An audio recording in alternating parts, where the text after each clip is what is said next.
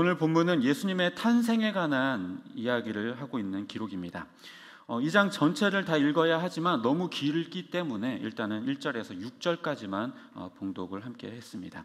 2장 전체를 다 다룰 거고요. 먼저 역사적인 배경을 잠깐 간단하게 살펴볼 필요가 있는데요. 오늘 본문의 이 사건은 헤롯이라고 하는 왕이 집권하던 때에 있었던 사건입니다. 시기적으로는요, BC 7년에서 6년 사이에 벌어졌었던 일로 추정이 되는데요. 왜 예수님의 탄생이 BC 6년과 7년 사이에 있느냐, 이거에 대해서는요, 아마도 이 연대 측정에 오류가 있었던 것으로 보입니다. 이거에 대한 이야기를요, 파고들면 한참 이야기를 해야 되기 때문에 그냥 이 정도로만 이해하고 넘어가도 좋을 것 같습니다. 오늘 본문의 배경이 되는 당시 시대는 지도를 보듯이 로마가 초강대국으로 등극하여 이미 지중해 주변 나라들을 모조리 속국으로 만들었던 시대였습니다. 그 중에서도 이 유대 지역과 이집트, 애굽이라고도 하죠. 이 이집트 지역과 유대 지역이 바로 로마의 속국이기도 했죠. 이때 유대 지역을 다스리게 된 왕이 바로 오늘 본문에 등장하는 바로 그 헤롯입니다. 그는 유대 지역을 관할하게 되었지만 사실은요, 유대인이 아니라 이두메 지역에 살던, 지금 보시는 지도의 맨 아래에 보면 이두메라고 적혀져 있죠. 이 이두메 지역 출신의 에돔 족속이었습니다. 그런데 이 사람이 이 로마에 빌붙어서 충성하여서 결국에 로마로부터 총애를 얻게 되고 결국 로마가 그를 유대 지역을 총괄할 왕으로 삼아주게 된 것입니다. 그렇게 유대 지역을 다스릴 왕이 이제 된 그 헤롯의 통치 지역이 이렇습니다. 이제 초록색으로 되어 있는 데가볼리를 제외하고 나머지 유대 근처 이두메, 유대, 위로 올라가서 사마리아, 그 위에 갈릴리, 또 그 옆으로는 가울라니티스라든지 그 위에 이두레, 그 옆에 드라고니, 이런 땅들이 있죠. 이 모든 땅들을 관할했던 게 바로 헤롯이었습니다. 후에 이 지역은요, 헤롯의 아들 세 사람인 빌립, 안티파스, 아켈라오라고 하는 이 세 사람에게 나누어져서 관할하게 되어지는데, 이를 가리켜서 분봉왕이다라고 이야기를 하고 있습니다. 또 이 세 아들 중에서 22절에 등장하는 한 왕이 있는데요, 그 사람이 바로 아켈라오라고 하는 이 왕입니다. 이 아켈라오라고 하는 왕이 다스렸던 지역이 바로 붉게 표시되어 있는 사마리아, 유대, 이두메 지역이었어요. 그런데 이 사람이 후에 나중에 폭정 때문에 폐위되고 결국에 로마에서 직접 총독을 이쪽으로 파송을 하게 되죠. 그런데 그 관할했었던 로마 총독 중에 한 사람이 누구냐면 예수님을 십자가에 못 박아 죽였던 그 빌라도라고 하는 총독, 그 사람이 한 사람 있습니다. 이 헤롯의 세 아들과 빌라도에 관한 이야기는요, 나중에 나오면 다루기로 하고, 이제 역사적인 배경은 이쯤에서 마무리하도록 하겠습니다. 오늘 본문에 등장하는 이 헤롯이라고 하는 인물은요, 상당히 난폭했었던 사람이었어요. 자기 자식들마저도, 자기 가족들마저도 자기의 정권을 지키기 위해서 죽여버리고요, 뿐만 아니라 이 유대교의 사내들인 공회의 절반 가까운 사람들을 죽여버렸고요, 그리고 이 자기가 집권하기 이전에 그 왕족이었던 하스몬 왕족을 거의 몰살시키다시피 하기까지 했습니다. 그러니 얼마나 자기의 정권 유지에 혈안이 되어 있는 사람인지 알 수 있는 거죠. 그런데 이 사람에게 어떤 사람이 어느 날 찾아왔는데, 그 사람들이 누구냐면 바로 오늘 본문에 등장하는 동방박사들이었습니다. 이 사람들이 유대인의 왕으로 태어난 사람을 우리가 찾아와서 경배하려고 한다, 별을 따라서 우리가 이렇게 왔다라고 이야기를 하니, 그 이야기를 들은 이 헤롯 입장에서 얼마나 당황스럽고 화가 났을까요? 아니, 내가 지금 이렇게 유대 나라를 잘 다스리고 있는데 유대인의 왕이 새롭게 태어났다고? 이렇게 이야기를 하니 상당히 당황스러웠겠죠. 아마 굉장히 기분이 나빴을 겁니다. 그래서 이 헤롯은요, 동방박사들을 속이는데요, 뭐라고 이야기를 하면, 그러면 나도 그 왕을 찾아가서 경배하고 싶으니 그 왕을 본 이후에 나에게도 찾아와서 그 왕이 어디에서 태어났는지 나에게 알려달라, 이렇게 이야기를 합니다. 그렇게 해서 이제 이 박사들은요, 나중에 이 별을 따라가다 보니까 그 별이 이제 베들레헴 한 마구간 위에 서게 된 것을 보게 되고, 거기에 이제 들어가서 예수님을 보고 그에게 이제 황금과 유향과 모략이라고 하는 이 세 가지 선물을 드리고 경배하고 길을 떠나게 되죠. 그런데요, 이 동방 박사들이 이제 하루 묵는 밤중에 꿈에 천사가 나타나기를 이제 헤롯에게 돌아가지 말고 다른 길로 해서 고국으로 돌아가라 이렇게 지시하게 됩니다. 그래서 그렇게 그들은 고국으로 돌아가게 되고 이 사실을 알게 된 헤롯이 너무 화가 난 나머지 어떻게 하냐면 이 베들레헴 지역에 태어난 2살 이하에 있는 모든 아기들을 다 죽여버려라 이렇게 명령을 하게 되는 거죠. 이렇게 이제 유아 학살이 벌어지는 그 사이에 이 요셉은 또 천사의 꿈을 통해서 그곳을 피하여 애굽으로 도망을 칠 수 있게 됩니다. 그래서 이 요셉과 마리아와 예수님은 그 기간 동안에 애굽에서 잠시 머무르게 되죠. 그런데 얼마 지나지 않아 몇 년 지나지 않아서 이 헤롯이 죽었다는 소식을 유대 땅으로부터 들려오게 됩니다. 그래서 다시 이제 그 유대 땅으로 예루살렘 땅으로 들어가려고 하는데 그 지역을 다스리던 왕이 누구냐면 바로 아까 22절에 나온다고 했죠. 아켈라오라고 하는 이 아들이 그 지역을 관할하게 됐다라는 소식을 듣게 되자 이들은 또 두려워해서 어디로 가야 할까 또 고민을 하는데 또 천사가 나타나서 그들에게 가르쳐 주기를 갈릴리 지역의 나사렛이라고 하는 땅으로 들어가서 살아라 이렇게 이야기를 해줍니다. 그래서 결국에 그들은 그곳에서 살게 되었다. 이것이 오늘 본문의 스토리입니다. 여기서 잠깐 이 동방박사에 대한 잘못된 지식을 아주 짧게 한번 지나쳐 보도록 하겠습니다. 그들을 가리켜서요 박사라고 부르죠. 박사. 왜 박사일까요? 네? 왜 박사일까요? 우리가 알고 있는 그 닥터를 의미할까요? 닥터? 여기에서 박사라고 하는 거는요 그게 아니라 원어로는 마고스, 마기라고 하는 단어인데요. 그것은 뭘 이야기를 하냐면 별을 관측하고 별을 통해서 이 땅에 지금 어떤 일이 벌어지겠구나, 어떤 일이 일어나겠구나라는 것을 예측하는 점성술사였습니다. 점치는 사람들이라는 거죠. 별을 보면서 점을 치는 사람들이었다라는 거예요.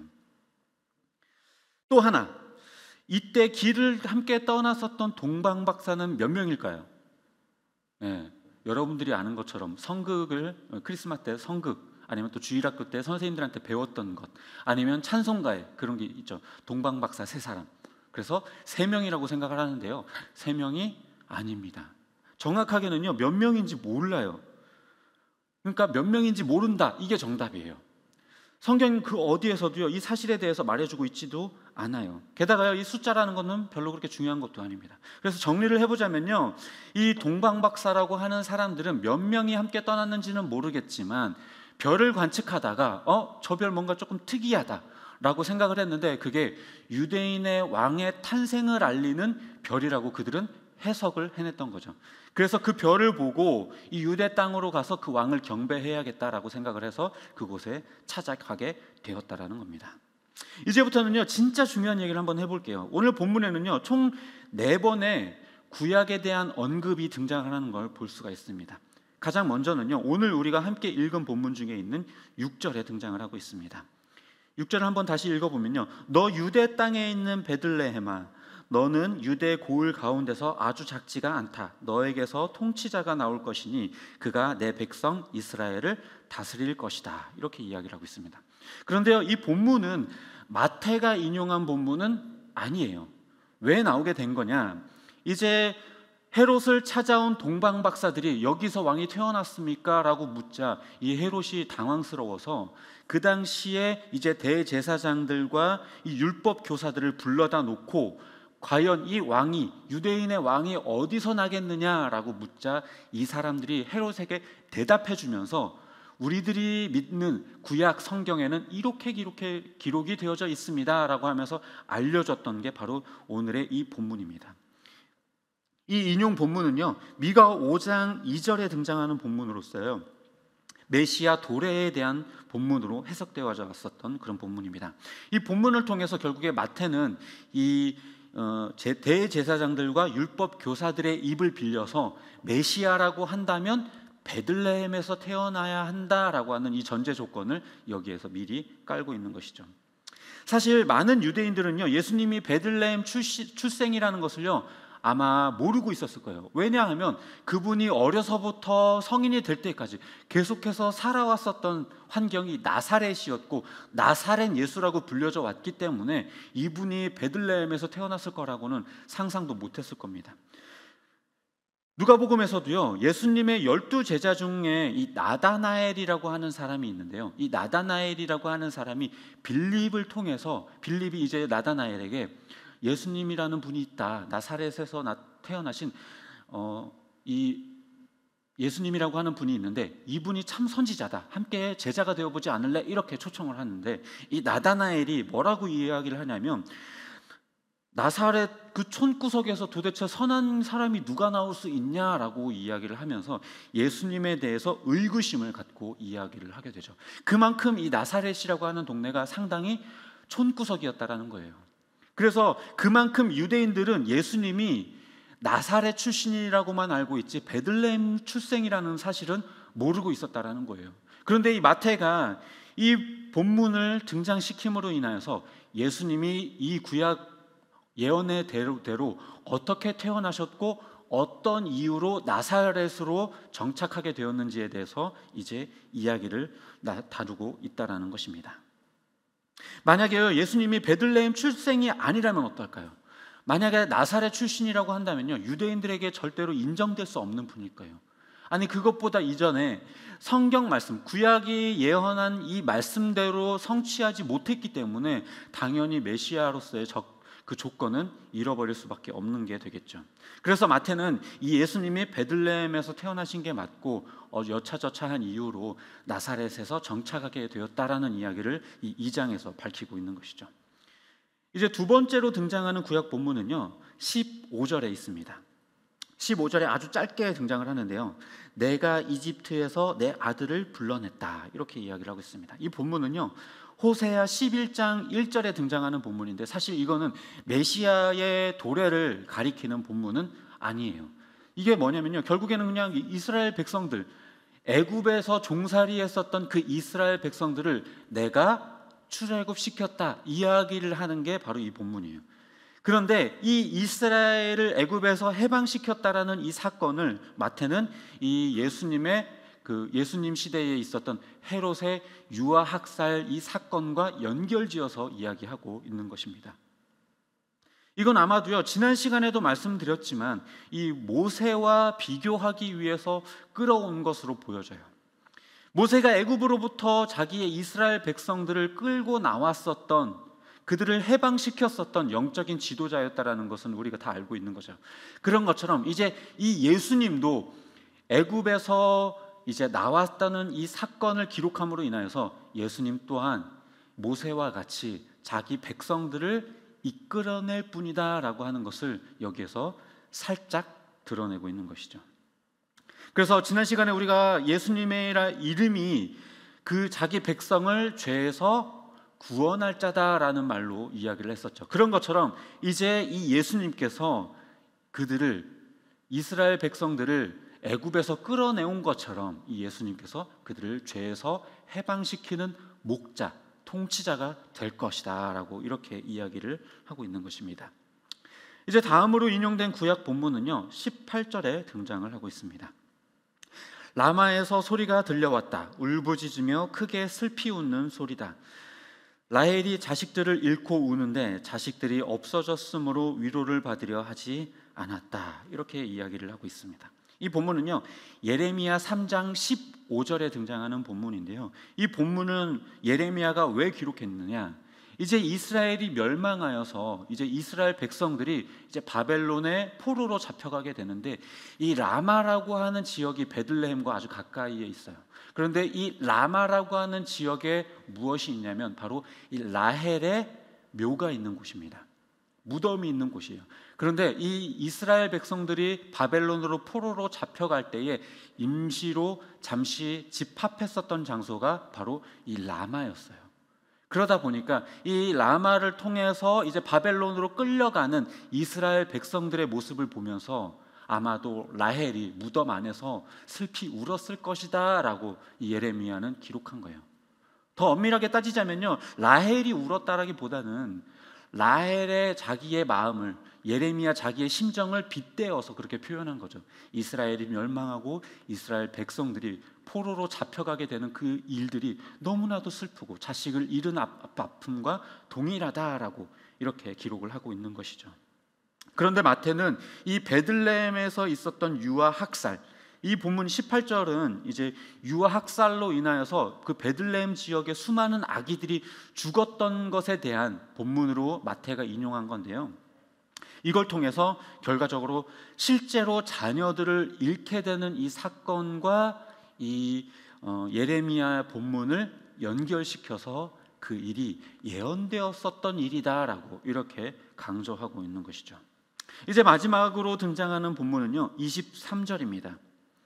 23절 맨 뒷부분에는요 이렇게 이야기를 하고 있죠. 이리하여 예언자들을 시켜서 말씀하신 바 그는 나사렛 사람이라고 불릴 것이다 하신 말씀이 이루어졌다. 그런데요 사실 여기에는 명확한 구약 본문이 등장하는 게 아니에요. 그리고요 구약을 아무리 뒤져봐도요 예수님은 그러니까 메시아는 나사렛 사람일 것이다 이러는 구절이요 없어요. 그렇다면 이 마태는 도대체 이 본문을 어디서 끌어온 걸까요? 이 나사렛 사람일 것이다라고 하는 것을 어디서 끌어온 걸까요? 이거는요 구약에 전혀 등장을 하지 않고 있는데 구약을 뒤지면서 나사렛이라고 하는 단어와 발음이 비슷한 것들을 찾아봤어요. 학자들이 찾아봤는데요. 그러다 보니까 이제 비슷한 단어들이 몇 개 나왔어요. 근데 그 중에서 가장 유력한 것 두 가지가 있는데 그게 뭐냐면요. 나실인을 표현하는 나지르라고 하는 단어하고요. 그리고 가지, 나무의 가지를 표현하는 그것의 발음인 넷제르라고 하는 단어가 있습니다. 물론 이 밖에도 몇 가지가 더 있기는 하지만요. 이것들은 별로 지지를 받지를 못해요. 아무튼 이 두 단어가 가장 그나마 나사렛이라고 하는 단어와 가장 가깝고 메시아라고 하는 것과 조금 더 가까운 의미가 관련이 있는 단어이기도 합니다. 먼저 나시린이라고 하는 이 단어는요 원래 구약시대에 하나님께서 특별히 구분지어서 두었었던 사람들, 하나님께서 이 사람들은 영적으로 특별히 구분해 놓은 사람들이 있는데 그 사람들을 가리켜서 나실인이다 이렇게 이야기를 합니다. 이 사람들은요 머리카락도 절대로 자르면 안 되고요, 술도 마시면 안 되고 시체도 만지면 안 돼요. 이러한 규정들이 있습니다. 하나님께서 정하신 규정들이 있어요. 그 대표적인 인물이 누구냐면요 우리가 잘 알고 있는 삼손이라고 하는 인물이에요. 물론 그 사람은 나시린님에도 그것들을 다 어기기도 했죠. 아무튼 간에 이 나시린이라고 하는 이 단어의 발음인 나지르라고 하는 이것이 성별된 자, 구별된 자 이런 뜻을 가지고 있거든요. 그래서 메시아는 구별되고 성별된 분이니까 이 나지르라고 하는 단어에서 나사렛이라는 단어를 유추하지 않았을까라고 학자들이 유추한 거죠. 그런데요 이 나시린이라고 하는 이거는요 메시아가 나시린으로 오겠다 이런 표현도 전혀 없어요. 그러니까 메시아하고는 연관성이 조금 많이 떨어지는 거죠. 그래서 이걸로 나사렛을 연결시켰다라고 하는 것은 조금 어색할 수 있습니다. 이 다음은요 이제 이사야 11장 1절에 등장하는 본문을 근거로 하고 있는데요, 우리가 보고 있는 이 성경 개역 개정판에 보면 애굽으로부터 내 아들을 23절에 나사렛 사람이라 칭하리라 그 앞에 디귿이라고 되어 있고 밑에 보면요 그 디귿에 41이라고 되어 있죠. 이사야 11장 1절에 그것이 있다, 관련 구절이 있다 이렇게 되어져 있죠. 이 11장 1절에 등장하는 본문은 뭐냐면요 이새의 줄기에서 한 싹이 나며 그 뿌리에서 가지가 나서 결실할 것이다 라고 하는 구절이에요. 그런데 이 구절 가운데 등장하는 단어 중에 가지라고 하는 단어가 있죠. 가지라고 하는 이 단어의 원어 발음이 뭐냐면 바로 넷제르라고 하는 단어예요. 이 본문은요 메시아에 대한 예언이에요. 이새의 줄기, 이새의 자손인 이 다윗의 그 가지로부터 메시아가 올 것이다 이런 이야기거든요. 그런데 여기에서 다윗의 가지, 그러니까 다윗의 넷제르에서 메시아가 올 것이다 이렇게 이야기를 하고 있는 거죠. 그런데 이 가지라고 하는 단어, 이 넷제르라고 하는 단어가 나사렛이라고 하는 단어와 유사하다라고 학자들이 해석하는 거죠. 물론 이것도 조금 무리가 있어 보이기는 해요. 하지만 그럼에도 불구하고 이것이 메시아에 대한 본문이라는 것에서 이것이 어느 정도 연관성이 있지 않을까, 학자들은 이거를 대체적으로 지지한다고 합니다. 이거는 저도 어떻게 결론을 내려야 될지 모르겠지만 아무튼 이래요. 물론 이것이 어쨌든 간에 직접적인 단어는 아니겠지만요, 결과적으로 이런 언어 유희마저도, 구약에 등장하는 가지라고 하는 단어의 언어 유희마저도 예수 그리스도에 대한 예언이다라고 마태는 해석해낸 것입니다. 이것이 조금 억지스러워 보일 수도 있겠지만요, 예수님께서도 요한복음 5장 39절에서 뭐라고 이야기를 하셨냐면, 너희가 성경에서 영생을 얻는 줄 생각하고 성경을 연구하거니와 이 성경이 곧 내게 대하여 증언하는 것이니라 라고 말씀하셨어요. 모든 성경이 나를 가리켜 하는 이야기다, 이렇게 예수님께서 말씀하셨다라는 거예요. 그래서 이 구약 성경을 볼 때에 신약의 관점에서 예수 그리스도의 관점으로 해석하는 건 너무나도 당연한 거예요. 이것을 다른 말로 뭐라고 이야기를 하냐면 그리스도론적 해석학이라고 이야기를 하는데, 이것은 학자들도 다 인정하는 바입니다.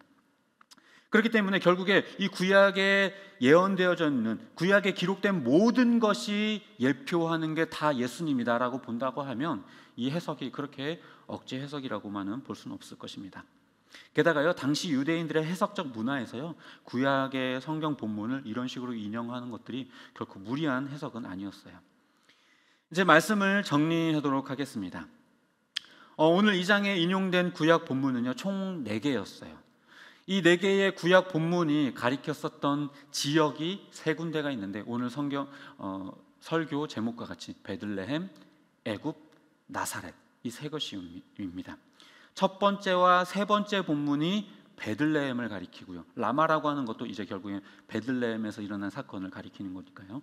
그리고 두 번째 본문은 애굽을, 그리고 네 번째 본문은 나사렛을, 이렇게 3개의 지역을 이야기하고 있습니다. 이는 정리를 해보자면요, 예수님은 구약에 예언된 대로 베들레헴에서 태어나셨고, 구약에 예언된 대로 애굽으로 들어갔다 나오셨고, 구약에 예언된 대로 나사렛 사람으로 칭함을 얻게 되었다라고 하는 것이 이 마태의 해석입니다.